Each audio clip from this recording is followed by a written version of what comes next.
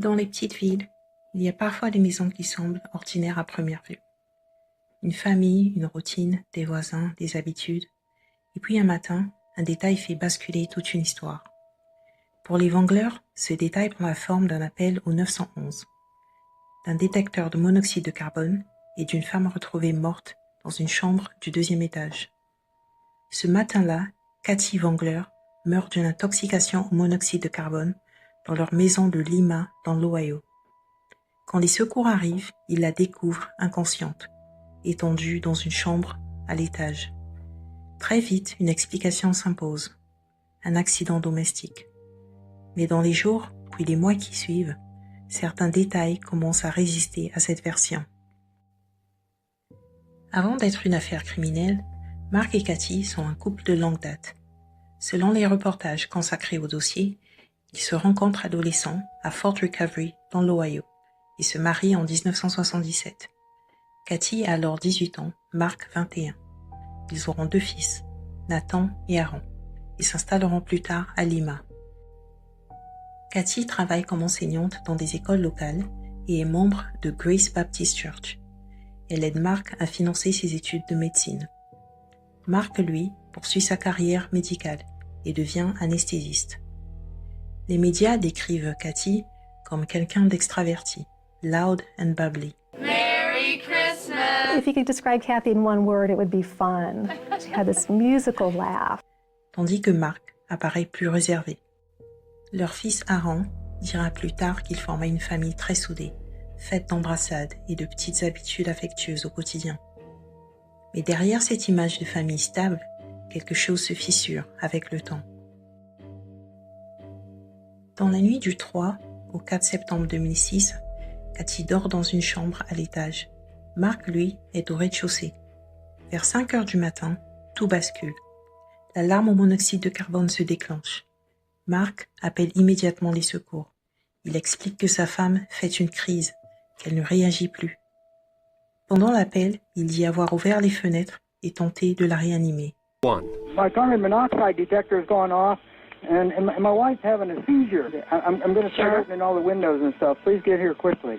I did do CPR on her. 3, 4, 5. 1, 2. These docs coming around. Okay, just go. Yes, they're on their way. Just go ahead and continue CPR. Les secours arrivent rapidement. Cathy est allongée partiellement sur un matelas gonflable. Elle ne respire plus. Elle n'a pas de pouls. Elle est transportée à l'hôpital. À 5h54, elle est déclarée morte. Très vite, une cause est avancée. Intoxication au monoxyde de carbone. Au départ, tout semble cohérent. Une alarme qui se déclenche, une maison équipée d'appareils à gaz, une intoxication mortelle. Mark évoque un possible problème avec le chauffe-eau. Une hypothèse plausible. Le genre de dysfonctionnement qui peut arriver, même dans une maison entretenue. Une société spécialisée est envoyée sur place. Les techniciens testent les installations et leurs premières conclusions sont rassurantes, mais pas totalement définitives. Les appareils fonctionnent. Aucune fuite évidente n'est détectée. Mais certains éléments techniques ne sont pas parfaitement conformes. À ce stade, rien ne permet de parler de crime, mais rien n'explique complètement ce qui s'est passé non plus. Dans ce moment de choc, les fils du couple, Nathan et Aaron, soutiennent leur père. Pour eux, il n'y a pas de doute, c'est un accident.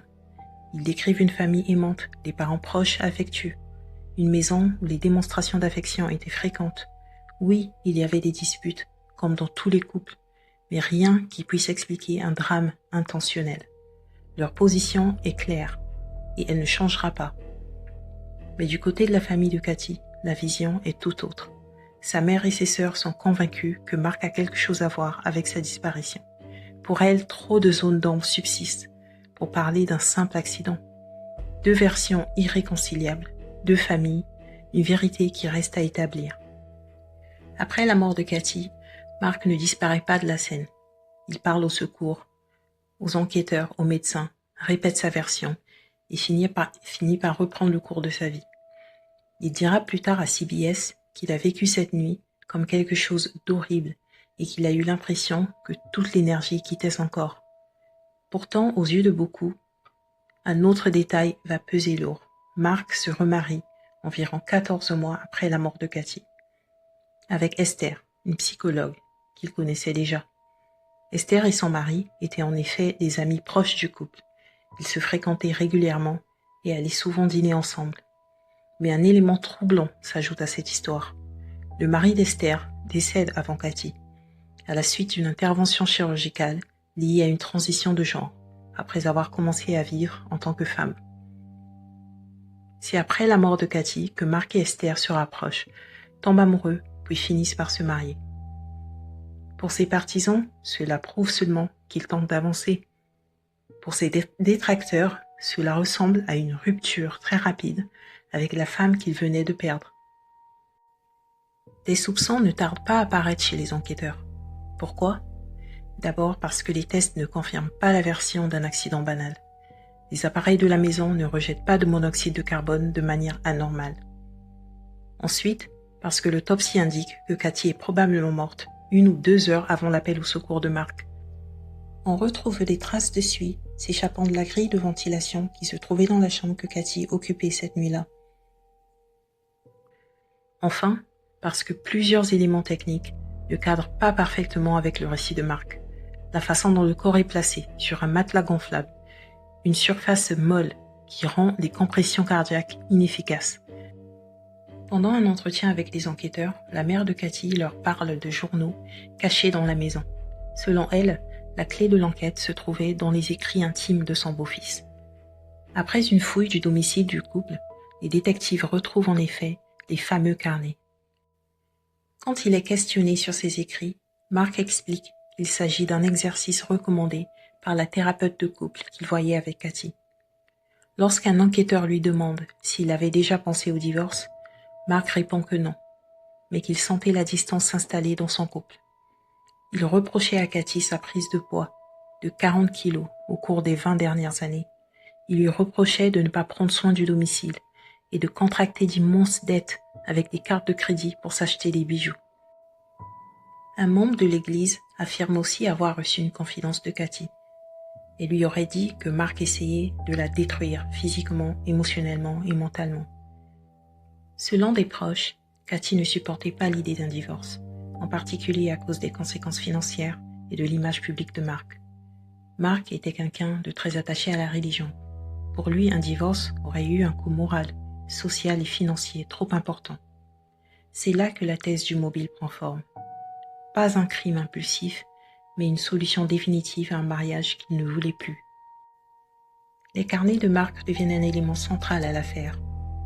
Mark décrit son mariage comme le plus gros problème de sa vie.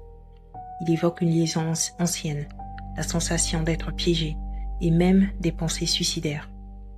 Élément pertinent, Mark écrit vouloir mettre fin à sa vie à l'aide de gaz d'échappement provenant de sa voiture. 3 ans plus tard, l'enquête prend un tournant décisif. Le 17 septembre 2009, un grand jury du comté d'Allen inculpe Mark Wangler pour meurtre aggravé. Quelques jours plus tard, il est arrêté et placé sous caution d'1 million de dollars. À ce moment-là, la police estime qu'il a probablement utilisé des gaz d'échappement ou une autre source de monoxyde de carbone pour intoxiquer Cathy dans sa chambre. L'élément clé pour les enquêteurs n'est pas la simple présence de CO, mais l'idée qu'il aurait été introduit volontairement dans un plan pensé à l'avance. L'accusation va même jusqu'à présenter Mark comme quelqu'un de particulièrement bien placé pour concevoir un tel scénario.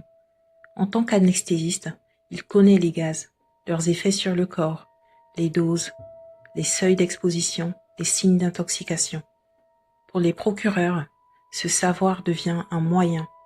Pour la défense, ce n'est qu'une coïncidence tragique. Un médecin qui connaît les gaz n'est pas un meurtrier pour autant.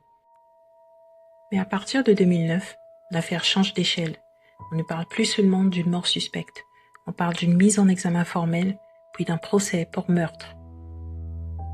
Le procès s'ouvre en février 2011 et se termine le 16 mars de la même année.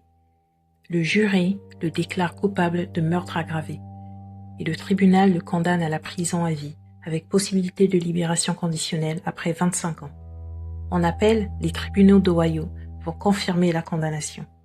Autrement dit, Malgré l'absence d'empreintes, d'ADN ou de témoins oculaires directs, la reconstruction de l'accusation finit par convaincre les jurés.